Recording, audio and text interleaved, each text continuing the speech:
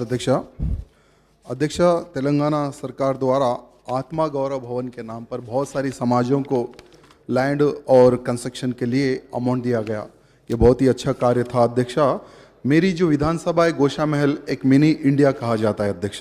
सभी समाज के लोग मेरी विधानसभा में रहते हैं अध्यक्ष, लेकिन कुछ कुछ समाजें हैं जो छोटी है जिनको आइडेंटिफाई नहीं किया गया अध्यक्ष।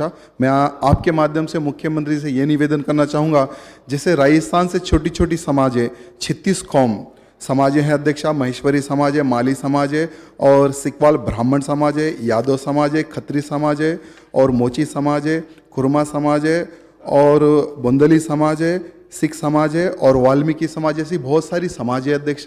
इन सभी को मिलाकर अगर एक 2 एकड़ लैंड एवं अमाउंट दिया जाता है तो हम एडजस्टमेंट करके इन सभी के लिए एक छोटा सा भवन बना सकते हैं अध्यक्ष। ये मैं आपके माध्यम से मुख्यमंत्री जी को निवेदन करना चाहूँगा। धन्यवाद అధ్యక్ష. గౌరవ సభ్యులు శ్రీ రాజసింగ్ గారు ప్రస్తావించిన అంశాన్ని నమోదు చేసుకున్నాం.